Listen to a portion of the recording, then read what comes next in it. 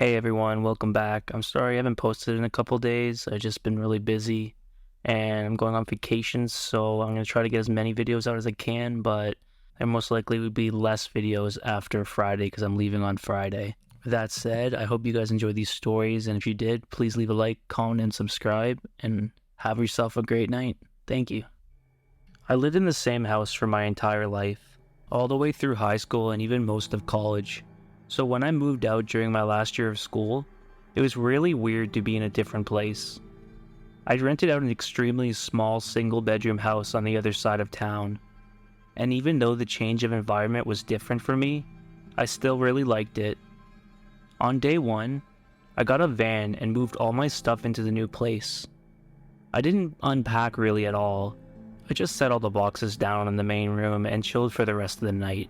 The whole process of finding a place, contacting the owner, signing papers, all of it, just had me exhausted, and it felt good to be done with all the hard parts of it. I hooked up the TV and stood it up on a few sturdy boxes, then turned on a show to watch. It was probably about 7 o'clock, so it was too early for bed, but as I sat there and watched with half-open eyes, at some point I began hearing two people talking outside. I lowered the volume on the TV and listened, hearing it sound like they were right outside my house. But they were talking quietly, and whatever they were saying was just too hard to make out.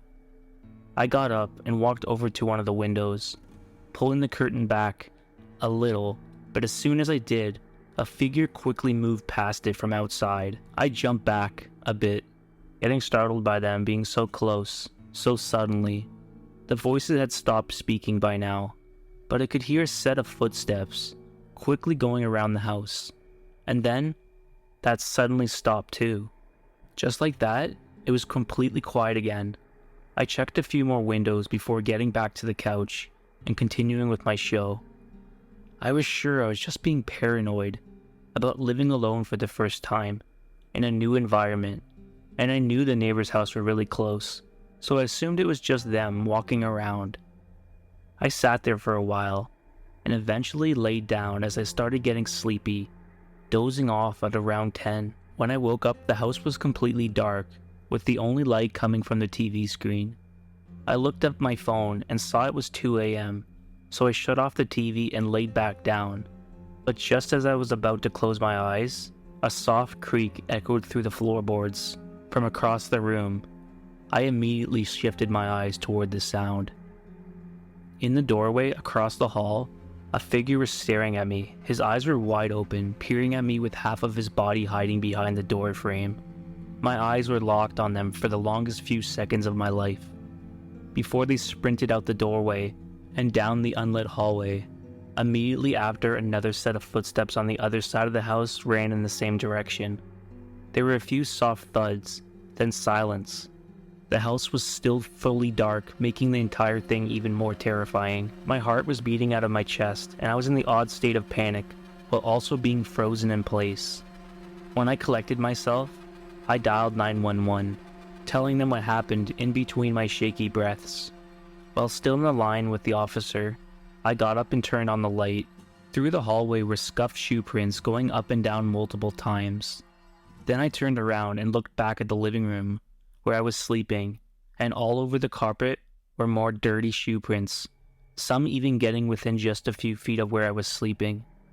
When the cops showed up, they searched around and took a few samples, but they didn't get any hard evidence.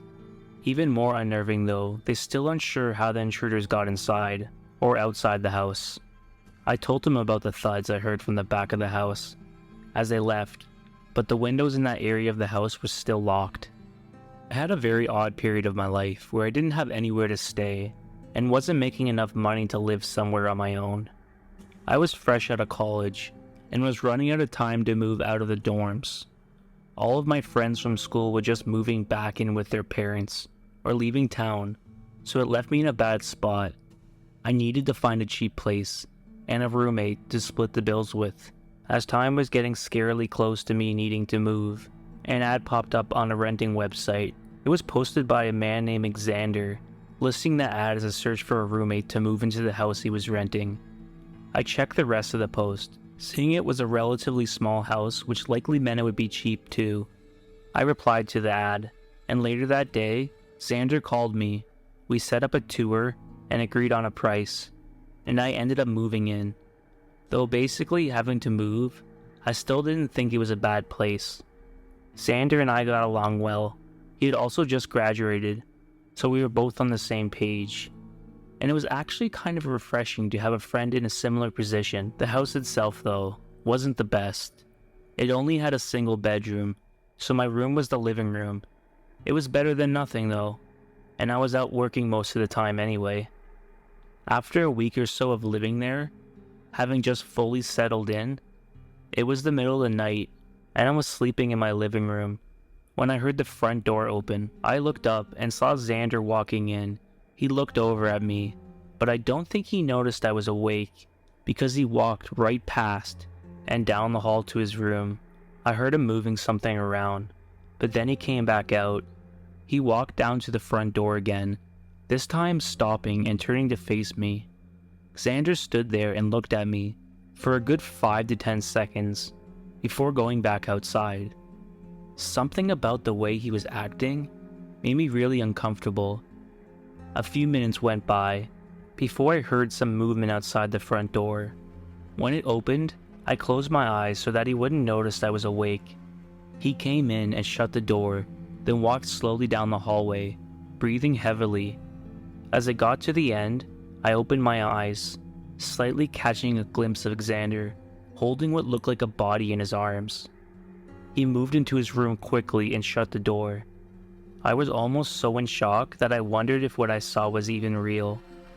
I came up with every possibility, like maybe he was out partying and the body was just some passed out drunk person needing a place to sleep. I sat up and quietly walked closer to his room to try and hear what he was doing. As I listened to him, continually moving around, the worry about what he was up to started to overcome me. After thinking about it, I knocked on his door. All the movement stopped instantly and was followed by multiple seconds of silence before he walked over. I heard the lock click, and then he cracked the door open only enough for me to see a sliver of his face. He started apologizing for waking me and said he was just rearranging some things. After hearing him lie, I figured I'd just straight up ask, "What were you holding when you just came in? Was that person okay?" His face straightened, and he had a look in his eyes I'd never seen before. He didn't answer. We held eye contact as things got increasingly more intense. Then I quickly slammed my body into the door, knocking Xander back, and revealing a lifeless body slouched up into the corner of his room. He shoved me out and locked the door behind me, but I'd already seen enough. I ran back and got my phone, then left the house and called the police. Xander made no attempts to run or hide, but unfortunately it was too late. The body was completely lifeless, and had been so for multiple hours. The details of everything else were withheld, but I know he lied about his age being almost 30 years old, and I also know he remains in prison to this day. He still has kept to himself about why he did it, and what he was doing with the body. I consider myself lucky enough to have gotten out of that situation quickly, because if I hadn't, who knows where I'd be. I'm 20 years old, and last year in July, I had moved into a place to live by myself for the first time. It was an apartment with 8 units in the building. This apartment was the cheapest of every available place for rent on the market at the time. I had a full-time job, but it didn't make much, and I really rushed myself to move out of my parents' house before I was actually ready. On the day I moved in, I set up a futon couch in the living space and hung up my small TV, and that was pretty much it. I didn't have anything else aside from the basics, and I didn't have the money to buy more stuff. The futon was my bed for the time being, so I slept out in the open. On that first night though, I was woken up at 6 a.m. to someone knocking at my door. I looked over at the door, not wanting to get up, but once they knocked again, I realized they weren't going to leave. There was an older man, mid-40s, I'd say, standing outside my unit. He was just looking at the door, waiting for me to answer, and seeming to have no intent on leaving.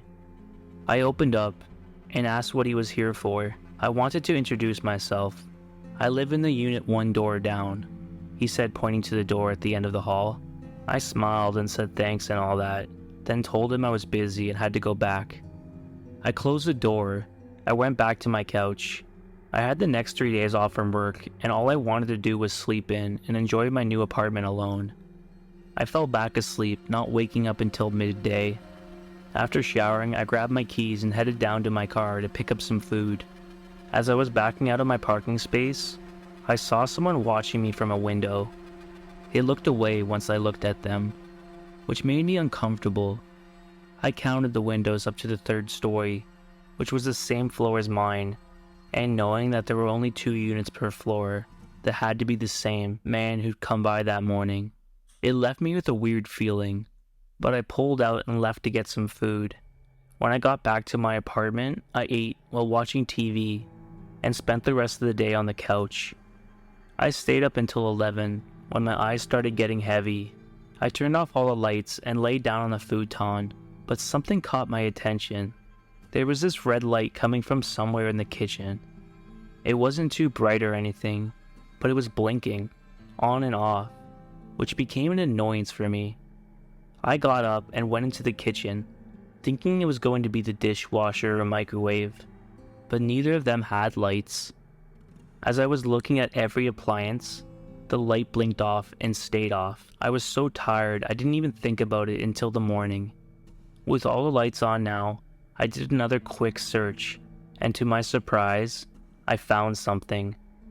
There was this small thing, wedged between my refrigerator and the wall. I moved the fridge and pulled it out.